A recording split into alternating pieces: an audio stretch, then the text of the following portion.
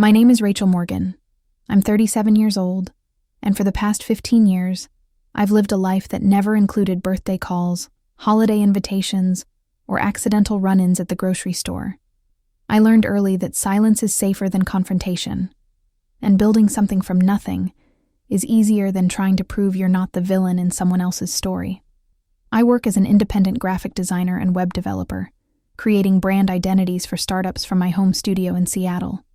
Logos, websites, marketing materials, whatever keeps my portfolio growing and my mind focused on problems that actually have solutions.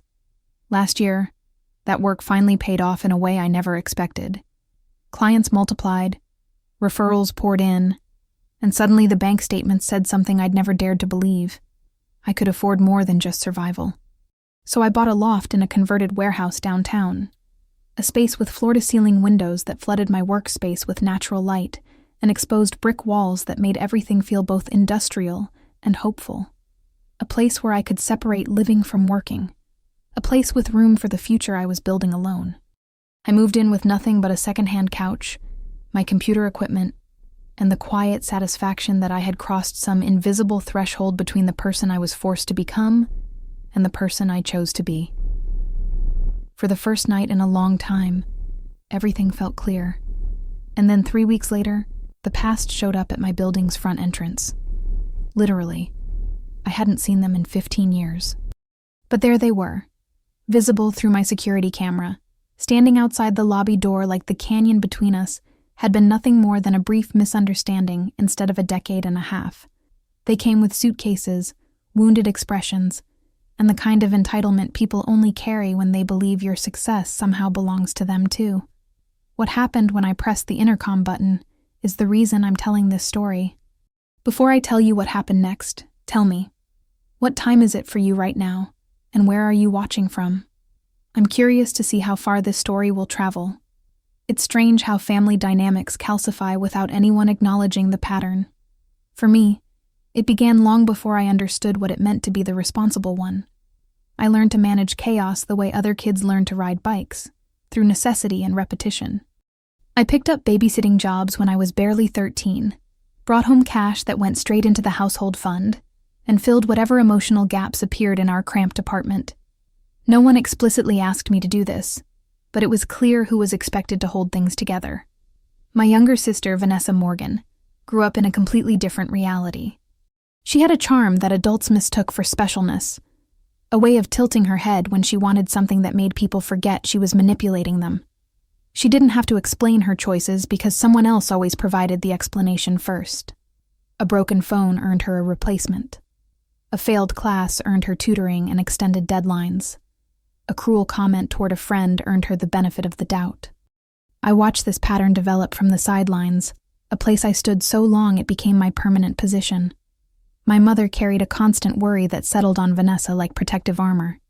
If Vanessa was upset, we all walked on eggshells. If Vanessa was overwhelmed, we rearranged our schedules.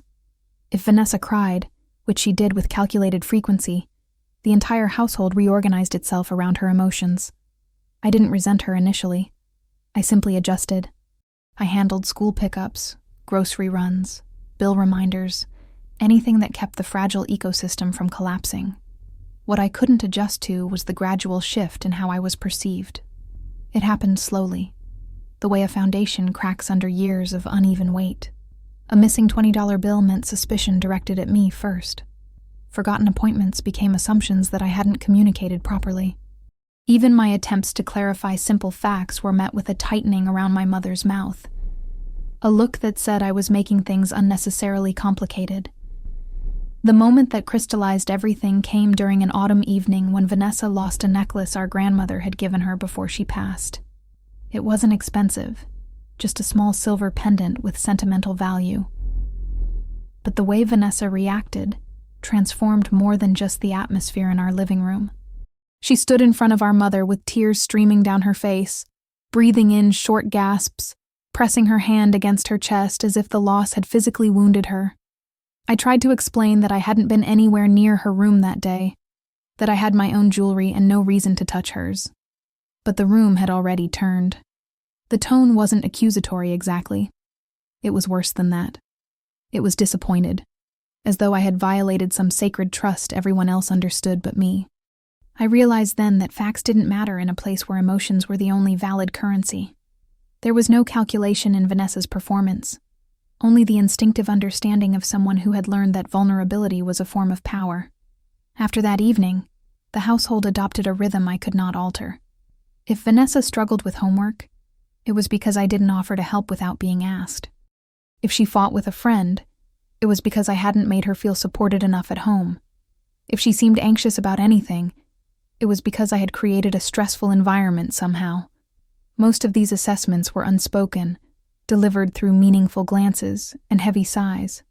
But unspoken judgments accumulate like sediment, eventually hardening into something you can't break through. I retreated into my schoolwork and side jobs because they offered measurable outcomes. An assignment had clear requirements, a completed task had visible results, and effort translated directly into achievement. Home offered none of that clarity.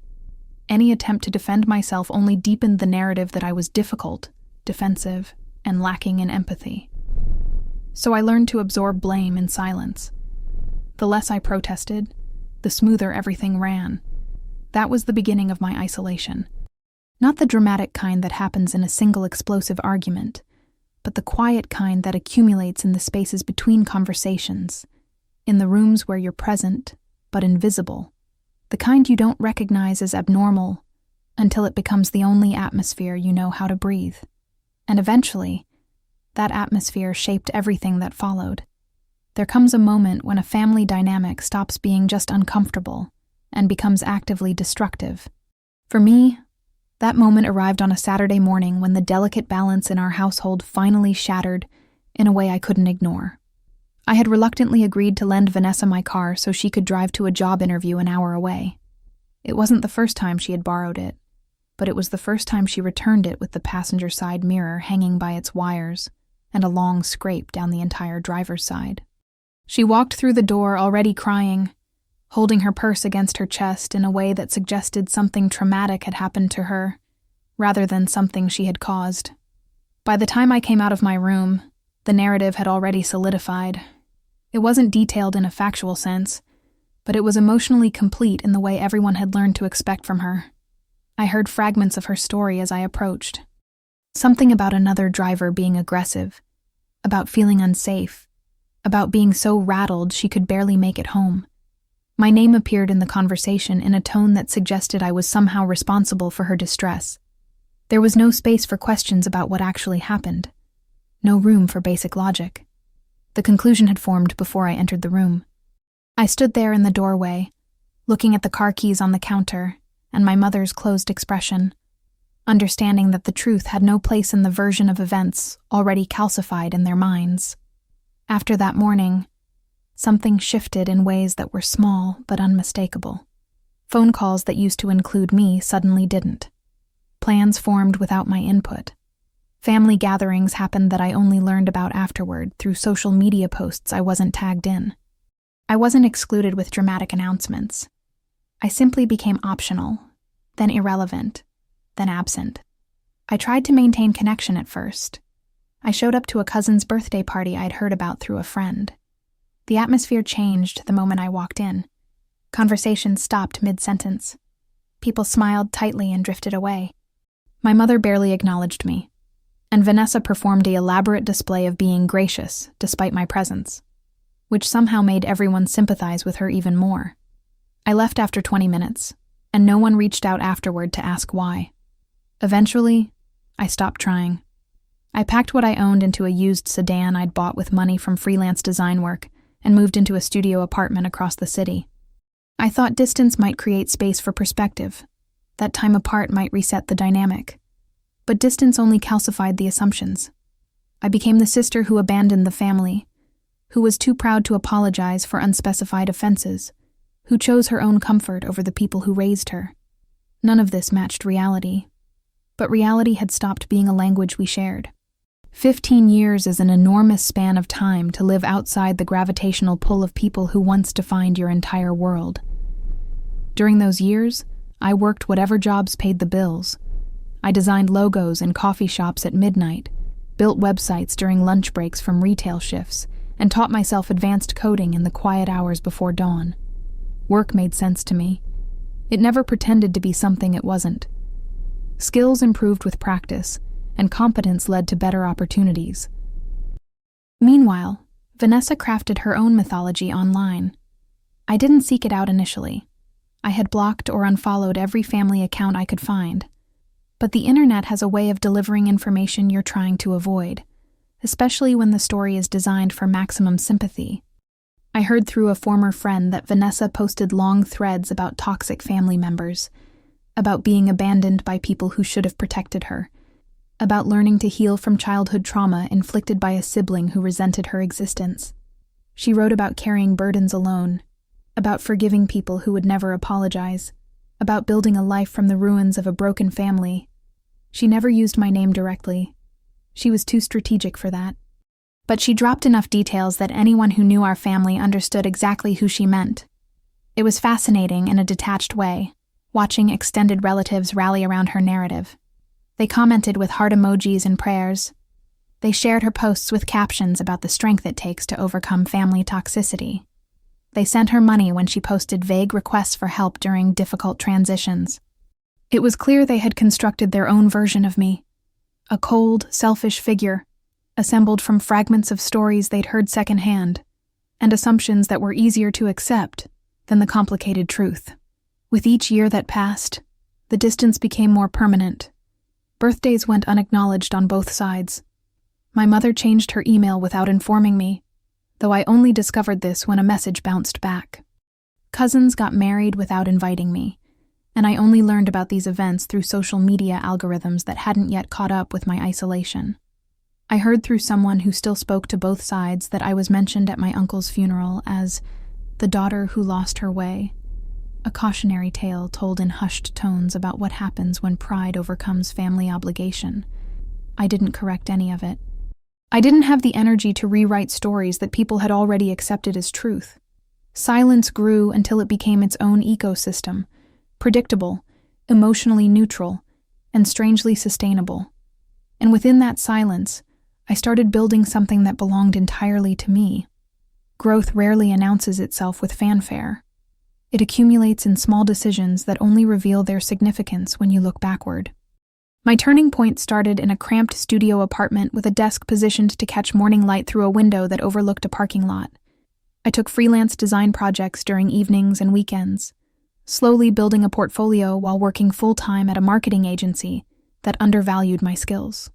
At first, my side work trickled in through online platforms, where designers competed for low-paying gigs. $50 for a logo, $100 for a basic website. I measured progress by the number of 5-star reviews I accumulated, by how many clients returned for additional work. It wasn't glamorous, but it was directional.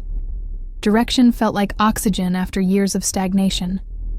The shift from side hustle to actual business came when a small tech startup hired me to design their complete brand identity. It wasn't a massive contract, but it required more scope and creativity than I'd been trusted with before. I spent weeks refining concepts, presenting options, incorporating feedback with a level of care that bordered on obsessive. When the final deliverables were accepted, the founder wrote a testimonial that opened doors I hadn't known existed. Word traveled through networks of entrepreneurs and small business owners who valued quality over corporate polish. My client list grew. $50 logos became $5,000 brand packages. One-page websites became complex systems with custom functionality. I started tracking income and expenses in spreadsheets, calculating what I could reinvest, deciding when risk was acceptable. Eventually, the studio apartment became insufficient. I needed space to think, to work without the bed visible in my peripheral vision, to meet clients in an environment that reflected the level of work I was producing. Renting a small office was a financial stretch, but it was also the first decision that felt like genuine faith in my own abilities. The office was modest, a single room in a shared workspace building filled with other freelancers and small teams.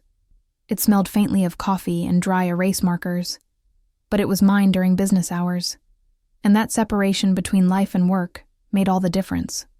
With dedicated workspace came larger projects. I added web development to my services, learning frameworks and languages through online courses I consumed during late nights. I hired a part-time contractor to handle overflow work when deadlines overlapped. For the first time in my life, exhaustion felt purposeful instead of defeating. I saw income that suggested sustainability, not wealth exactly, but the kind of stability I'd never experienced.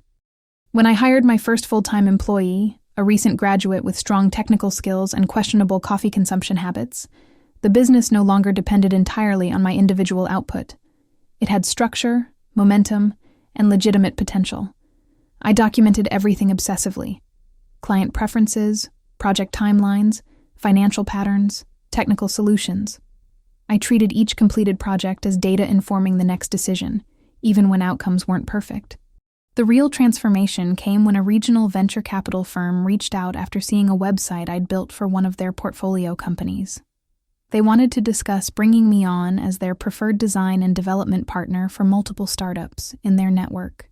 The scope intimidated me, but I recognized the opportunity it represented. After negotiating terms that wouldn't compromise the quality of my existing commitments, I accepted. The contract provided enough consistent revenue for me to consider possibilities I had never allowed myself to imagine seriously. As my business grew, so did the quiet realization that my life had shifted into something with genuine momentum. I saved carefully, tracked profits with spreadsheet precision, resisted the urge to expand faster than revenue supported. Each quarter that passed brought me closer to financial security, and security eventually brought me to a milestone I hadn't expected to reach alone. When I toured the loft I eventually purchased, I didn't see luxury. I saw potential. Windows that would flood my workspace with natural light, exposed brick that would photograph well for client meetings, rooms I could dedicate to specific purposes without compromise. Signing the purchase agreement felt surreal, not because of what the space represented, but because of how far I'd traveled to reach that moment. Stepping into that loft for the first time as the owner, I understood that the life I had built bore no resemblance to the one I'd left behind, and I was completely fine with that. The morning they appeared felt like a glitch in a system I thought I'd debugged. I had only been in the loft for 3 weeks, still arranging furniture and testing the acoustics for video calls, when my phone buzzed with a notification from the building's security app. Movement detected at the front entrance. 2 figures standing close to the camera, one carrying luggage, the other holding what looked like a folder. I opened the video feed and felt time collapse in a way that made my chest tighten. Vanessa Morgan, my younger sister, stood with the same practiced posture she'd perfected over decades, the slight tilt of vulnerability combined with absolute certainty that doors would open for her.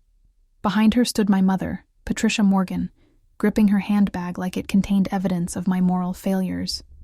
Neither looked uncertain. Neither appeared to be asking for permission. They stood there as though responding to an invitation I had never extended, with an assumption of access I had never granted. I didn't rush to the intercom. I watched them longer than necessary, studying their body language, their shared confidence, their clear expectation that the years of silence would dissolve the moment I acknowledged their presence. Something in me steadied. I walked to my home office, pulled open a desk drawer, and removed a folder I had assembled shortly after moving in.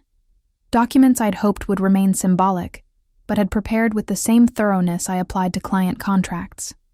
I felt the weight of that folder in my hand like a promise I'd made to a younger version of myself, who had never learned to say no. Pressing the intercom button was deliberate.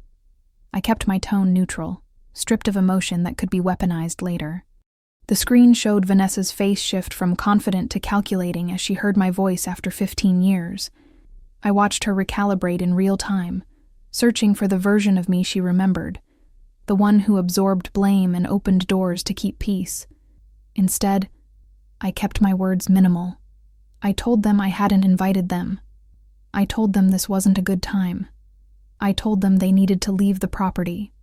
Vanessa's expression cycled through surprise, then hurt, then something harder. She leaned closer to the intercom camera, angling herself the way she used to when she wanted our mother to intervene on her behalf. She said my name in a tone designed to suggest I was being unreasonable. Cruel, even. My mother's voice came through next, sharper than Vanessa's, carrying the authority she still believed she held over me. She talked about family, about forgiveness, about how I'd changed in ways that concerned her. Each word was carefully chosen to activate old patterns of guilt and compliance. I felt the familiar pull, the muscle memory of backing down to keep everyone comfortable. But the pull didn't move me. I had spent 15 years building immunity to that particular poison. I repeated myself calmly. This wasn't a good time. They needed to leave. I would not be letting them into the building. The intercom went silent for several seconds. Through the camera, I watched my mother's face harden in a way I recognized from childhood. The look she used when she decided someone was being difficult on purpose.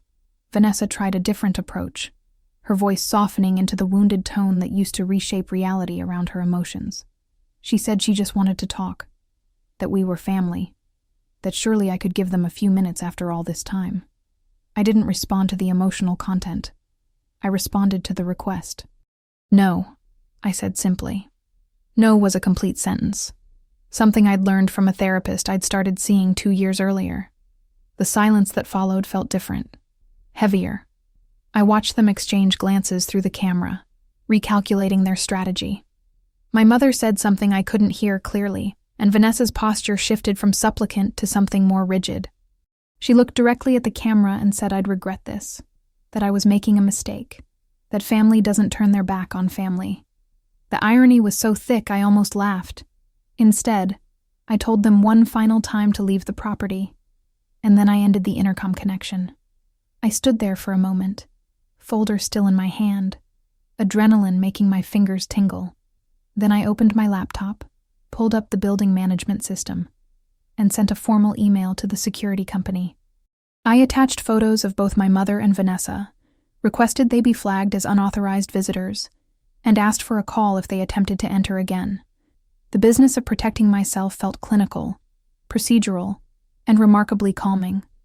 By the time I returned to the window overlooking the street, they were gone. The absence felt significant, not like loss, but like the removal of something that had been pressing against a boundary I'd finally learned to maintain. It didn't take long for the digital storm to begin. The timing was predictable, almost scripted, the way patterns repeat when people refuse to learn new ones.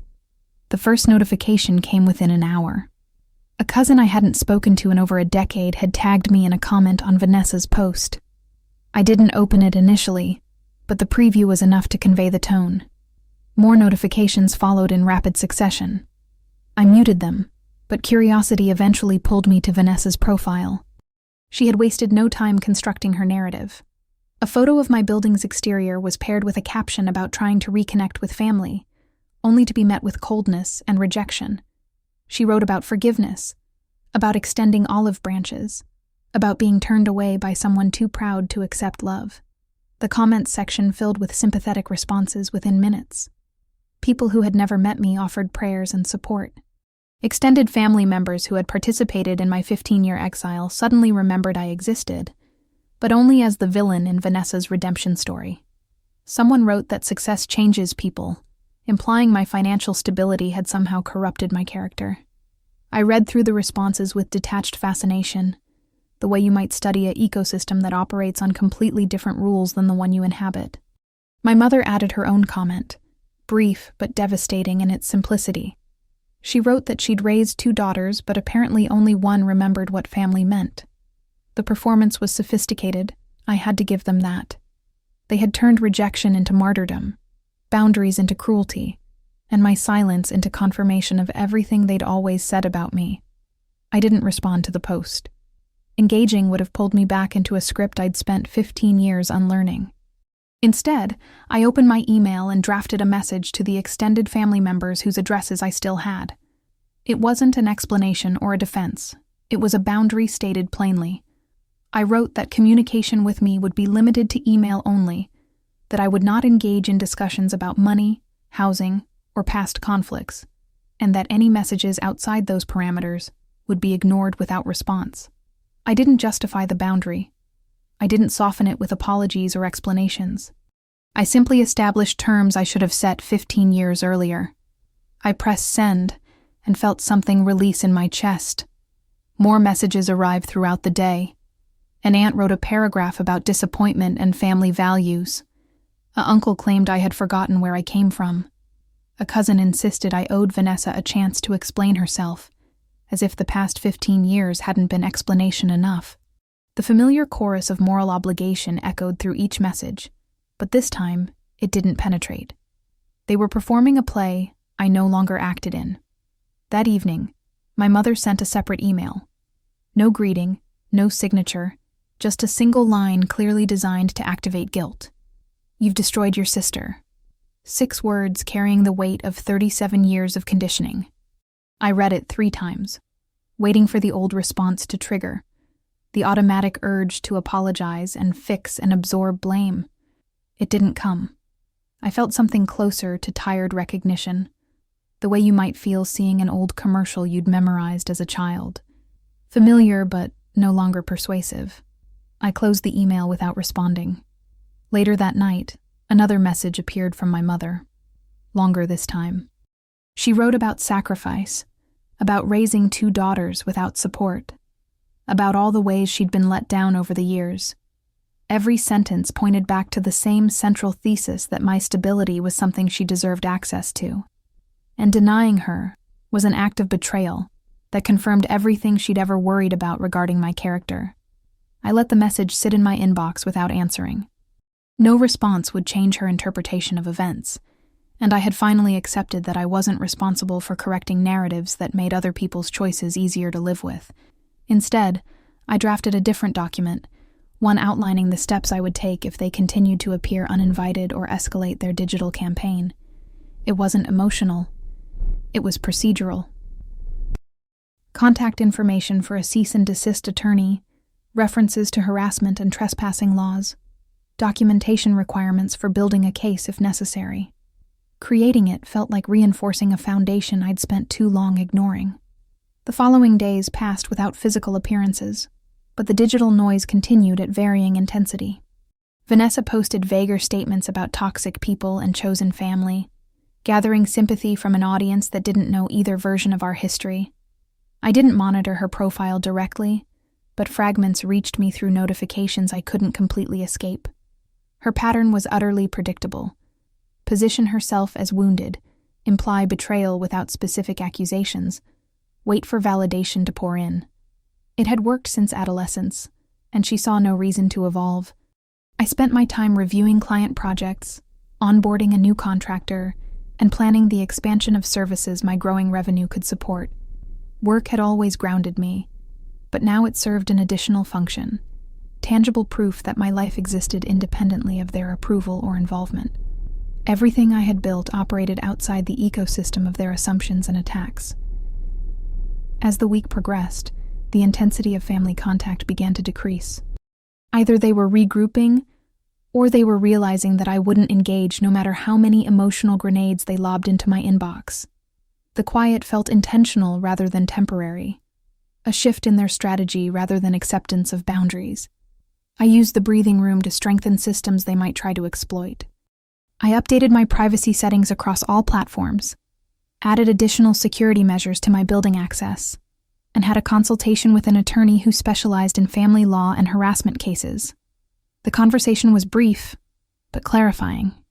I learned what constituted legal harassment, what documentation I should maintain, and what options existed if the situation escalated. Walking out of that law office, I felt something I hadn't experienced before in relation to my family. Not anger, not sadness, but simple preparedness. I had built defenses that didn't require me to engage emotionally. I had created systems that would function whether I felt strong or vulnerable on any given day.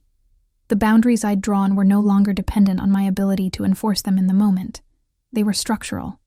That evening, I sat in my loft as the Seattle sunset painted the exposed brick walls in shades of amber and rust, and I realized something profound. For the first time in my entire life, my peace didn't require anyone's permission. It didn't need validation from people who had spent 15 years proving they would never offer it. My peace was mine because I'd built it deliberately, defended it consistently, and refused to negotiate it away for the comfort of people who had never made space for my actual comfort. The folder of documents sat on my desk, ready but untouched. Knowing it existed didn't make me paranoid or bitter. It made me prepared. And preparation, I was learning, was its own form of freedom. Time has a specific way of revealing whether boundaries will hold or crumble under sustained pressure. For me, that revelation came gradually, not through dramatic confrontations, but through the steady accumulation of days where my life maintained its shape despite external turbulence. Mornings still started with client calls and project deadlines. My contractors still needed clear direction and timely feedback.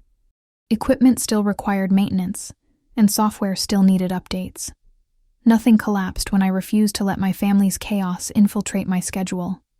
The world continued rotating without their constant presence in my atmosphere, and that stability communicated something no conversation ever could, that I was fine without them, possibly better even, and that realization shifted something fundamental. About 4 months after they appeared at my building, the noise around them began to fade organically. The frantic messages from relatives slowed to occasional attempts. Emotional posts that had been shared across family networks lost momentum and disappeared from my filtered feeds. Then an unexpected email arrived from Vanessa. Short and strangely pragmatic. The subject line mentioned work instead of wounds. The body of the message asked if I knew anyone hiring for remote customer service positions.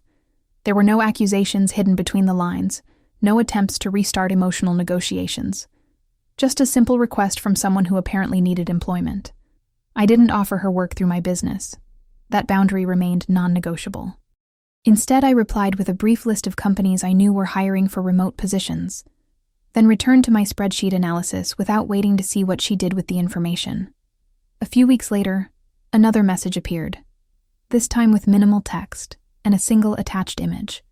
Vanessa sat at what looked like a home office desk, wearing a headset, professional attire visible in the frame. It was the first photo I'd seen of her in 15 years, where she wasn't positioned as the center of a tragedy or the hero of a survival story. She looked ordinary, tired in the way people with actual jobs look tired. I saved the image to a folder on my computer and left it there. I didn't treat it as proof of transformation or evidence of growth. I let it exist as quiet documentation that whatever changes she chose to make from that point forward were her responsibility to maintain, not mine to facilitate or rescue. Around the 6-month mark, my mother reached out again, this time with a message that felt stripped of performance art. She asked if she could see the loft once. No demands attached, no emotional manipulation visible in the phrasing. Just a plain request that acknowledged she would accept no as an answer. I considered ignoring it entirely, but something in the straightforward tone suggested a different conversation might be possible, or at least less damaging than previous attempts. I responded with clear terms. A specific date, a specific time window, only her. No extended visits, no expectation of regular access. When she arrived on the agreed-upon Saturday afternoon, she moved through the space with careful attention, like someone touring a museum dedicated to a life they didn't quite understand. She noticed the organized workspace, the quality of the equipment, the absence of clutter and chaos that had defined every space we'd shared when I was younger. We sat at my kitchen island, while she commented on practical, neutral things. The view from the windows, the efficiency of the kitchen layout, the fact that I'd clearly built something substantial. She didn't mention the 15 years of silence directly. I didn't ask for explanations or apologies. We both understood that no combination of words could undo the pattern that had cast me as the problem and Vanessa as the perpetual victim. What we had instead was a brief window of honest distance, 2 adults occupying separate lives intersecting in a space that belonged fully to one of them. When she prepared to leave, she paused with her hand on the doorframe, not quite in and not quite out. It wasn't a blessing or a claim of ownership. It felt more like a small, reluctant acknowledgement that whatever authority she'd once assumed over my life had quietly expired. The door closed behind her, and the loft felt unchanged. Not colder or warmer, just exactly as it had been before she arrived, which somehow felt like the most significant outcome possible. Time continued its steady forward motion. Nearly 10 months after I'd bought the loft, I heard through a mutual acquaintance, someone who still maintained connections on both sides of the divide, that Vanessa had been promoted to a team lead position at the company she joined. The news was delivered casually, like any workplace update you might hear about someone you used to know. Her online presence had apparently shifted too, or so I was told by someone who still followed her. Fewer cryptic posts about betrayal and abandonment, more mundane content about work frustrations and weekend plans. The narrative she fed her audience no longer revolved entirely around being wronged by family. Whether her private story about me softened or hardened was something I chose not to investigate. Monitoring her version of events was no longer my responsibility, if it ever had been. Through all of this evolution, I stayed firmly outside their orbit. I didn't resume any role from the old family system. Not the fixer, not the backup plan, not the emotional absorber who made everyone else's life smoother. On the rare occasions I chose to offer help, I did it the way I handle any business decision, specifically, intentionally, with clear limits and documented boundaries. Sending information about a job opportunity, answering a direct question with factual information. Nothing beyond that. The rest of my energy went into the life I'd deliberately constructed. Employees who showed up consistently and communicated honestly. Clients who respected my time and paid invoices promptly. Neighbors who said hello without excavating for gossip. Friends who asked how I was doing because they genuinely cared about the answer, not because they needed ammunition for later judgment. My loft gradually evolved into a space for Friday evening dinners with my small but solid friend group, low-stakes game nights that ran late without drama, and quiet debriefs over coffee when work got intense.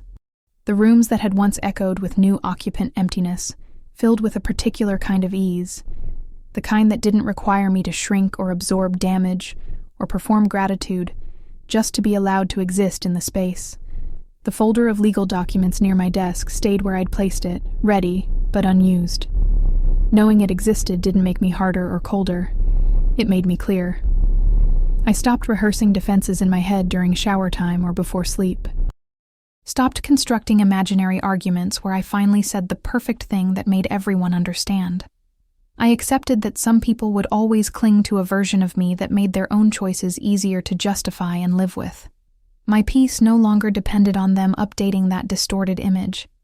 It depended on me refusing to trade my sanity for proximity to people who had proven they would weaponize that proximity. Looking back now, I don't see any of this as a satisfying revenge arc. There was no moment where I won in a way that would work in a movie script. No scene where they broke down and apologized while dramatic music swelled. What happened was quieter, and, to me, far more meaningful. I stopped letting other people's denial dictate the architecture of my days. I learned that love without boundaries isn't generosity or loyalty. It's self-destruction disguised as virtue. I learned that you can wish someone well while refusing to give them keys to your home, access to your bank account, or influence over your nervous system. I learned that being called selfish by people who have benefited from your depletion is not a reliable measure of your character or worth. If there's anything I hope you carry away from this story, it's the simple permission to close doors that only ever opened to strip you of yourself. You are allowed to protect the life you built, especially when the people knocking are the ones who convinced everyone you were the problem. You are allowed to choose quiet, honest peace over a performance that keeps everyone else comfortable while you disappear. Thank you for staying with my story, wherever you are and whatever time appears on your clock right now. If it stirred something in you about your own boundaries or your own family dynamics, you can keep that reflection private, share it with someone you trust, or leave a piece of it in the comments, so others scrolling through feel less alone in their own complicated situations. However you decide to respond, I hope you remember this. Protecting yourself is not cruelty. It's not coldness. It's not proof that you've changed for the worse.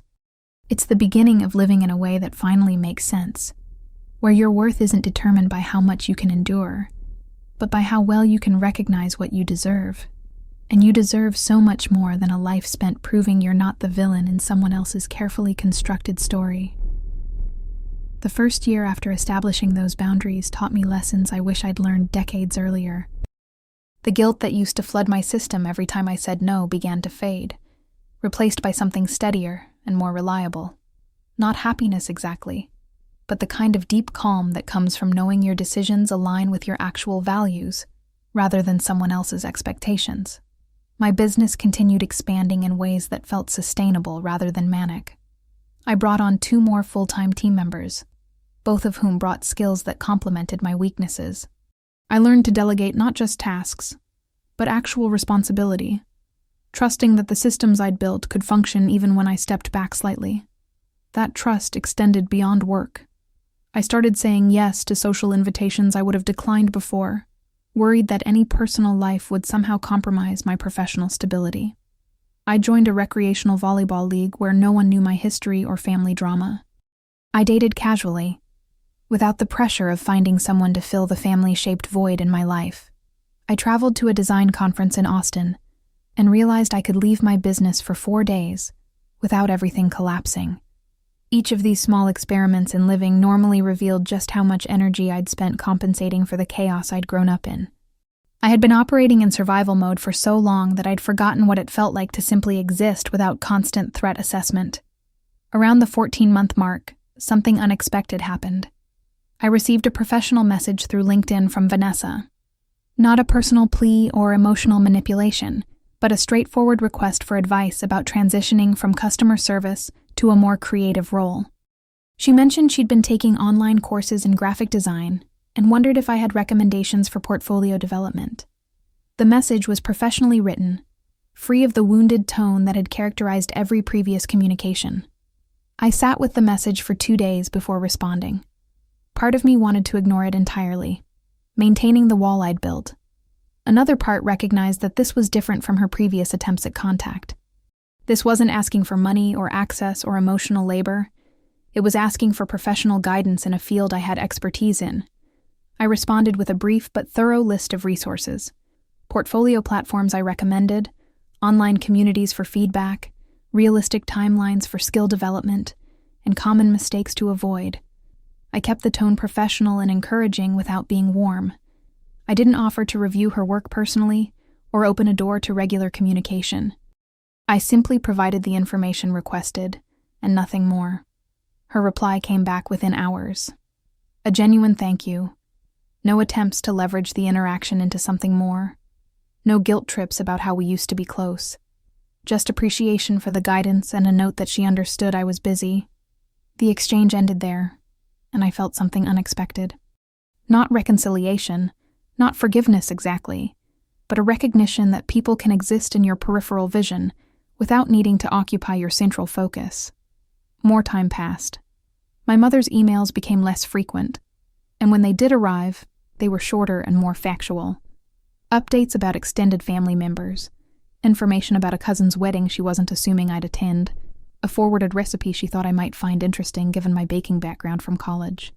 Nothing that demanded response or emotional processing.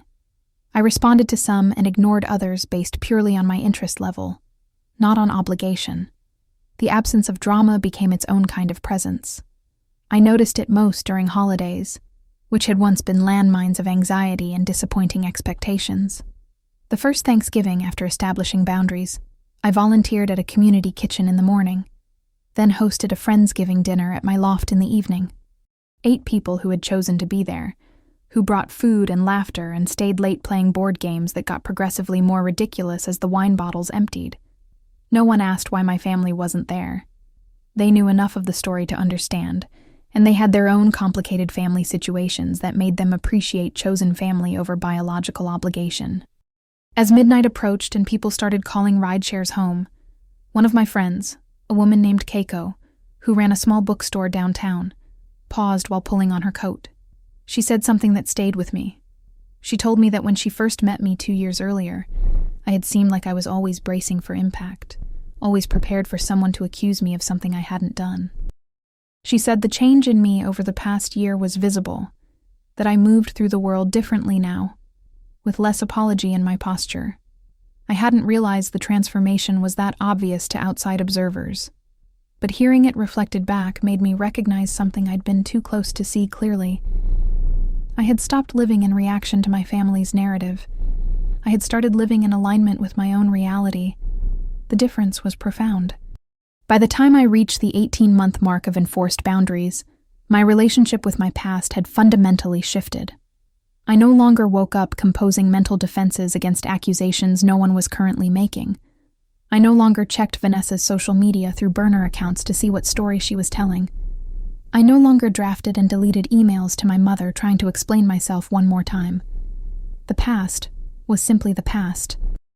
Not forgotten, not forgiven in the traditional sense, but contextualized as the foundation I'd built my current life in opposition to. Every healthy boundary I maintained, every professional success I achieved, every peaceful evening in my loft was evidence that their version of me had never been accurate. I didn't need them to acknowledge that. The proof existed in how I spent my days. During this period, I started seeing a different therapist, one who specialized in family systems and complex trauma. My previous therapist had been helpful for acute crisis management, but I needed someone who could help me understand the deeper patterns that had made me vulnerable to my family's dynamics in the first place. Dr. Sarah Kim was direct in a way I appreciated. She didn't let me hide behind intellectualization or humor.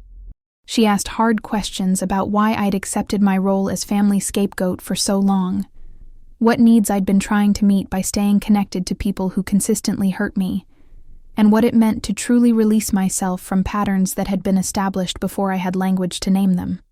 One session particularly stands out.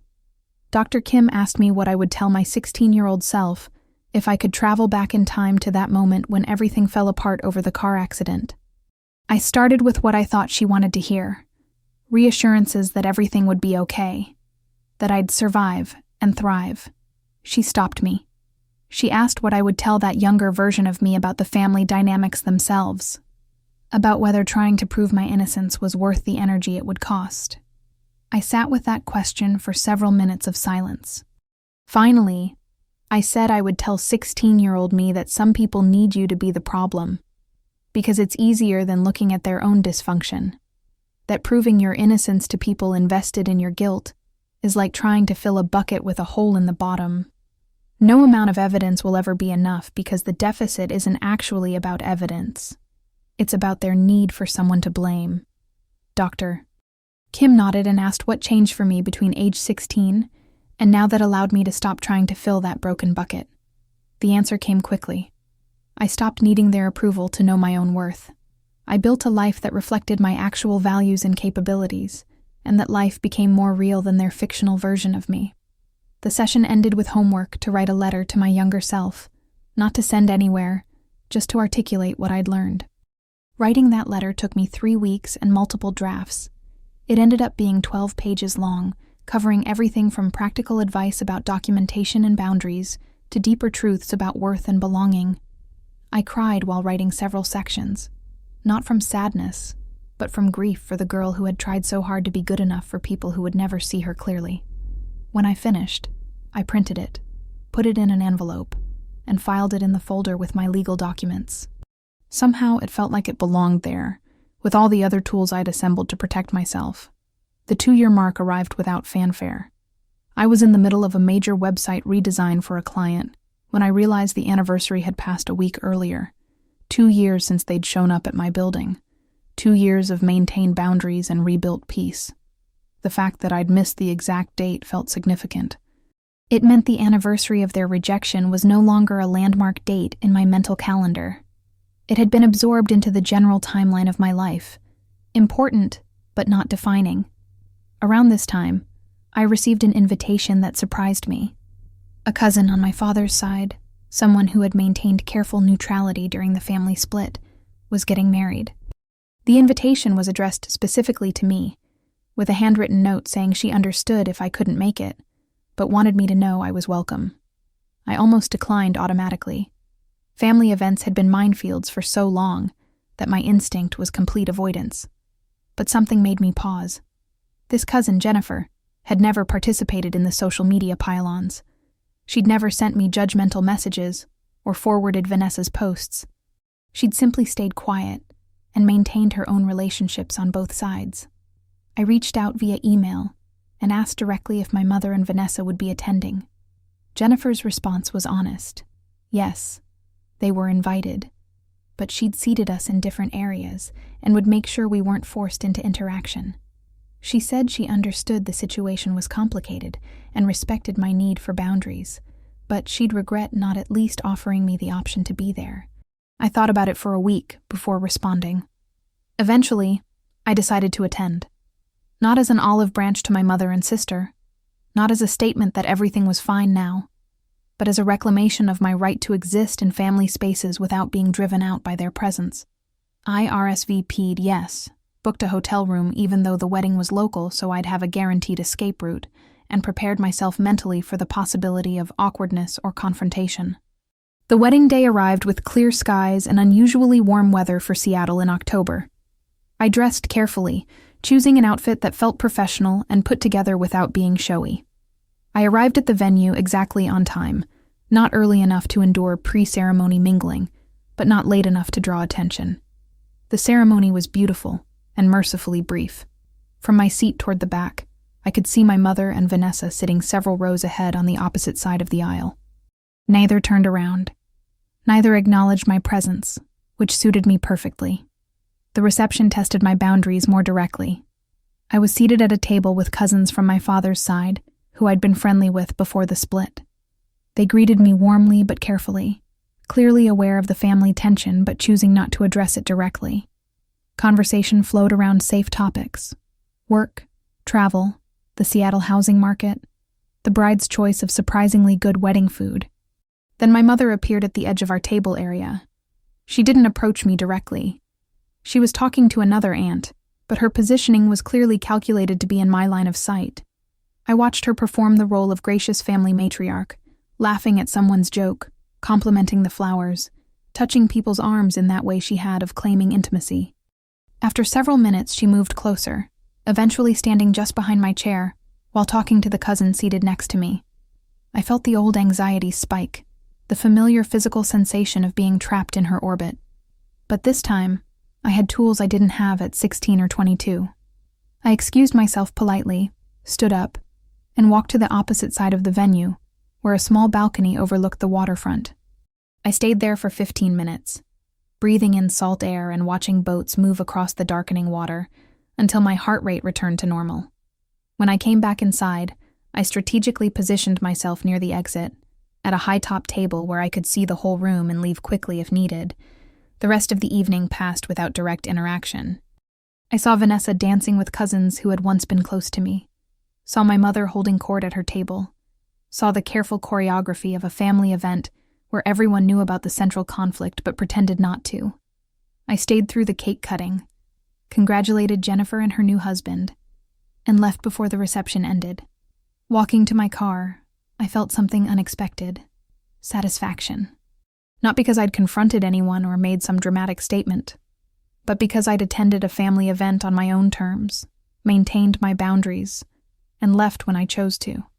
I hadn't been driven out. I hadn't been cornered into unwanted conversations. I had simply existed in the same space as them, without allowing their presence to control my experience. The drive home felt victorious in a quiet way. I'd proven to myself that I could navigate family spaces without either avoiding them entirely or sacrificing my peace. The wedding became a template for future interactions: clear boundaries, strategic positioning, planned exit routes, and zero expectation of reconciliation or acknowledgement. As I turned into my building's parking garage, I realized something had fundamentally shifted. I was no longer living in exile from my family. I was living in a separate country by choice, and their opinion of that choice had become background noise I could tune out whenever necessary. The third year brought unexpected developments. My business reached a point where I needed to make a decision about its future trajectory. I could maintain the current size, providing comfortable income without excessive stress, or I could pursue significant expansion that would require major investment and risk. I spent months analyzing options, consulting with a business advisor, and ultimately decided to stay intentionally small. Not because I feared failure, but because I'd learned that bigger isn't always better. The business at its current size allowed me to maintain work-life balance, choose projects I genuinely cared about, and preserve the flexibility that had been crucial to my healing. Expansion would have meant more money but less autonomy, more prestige but more stress.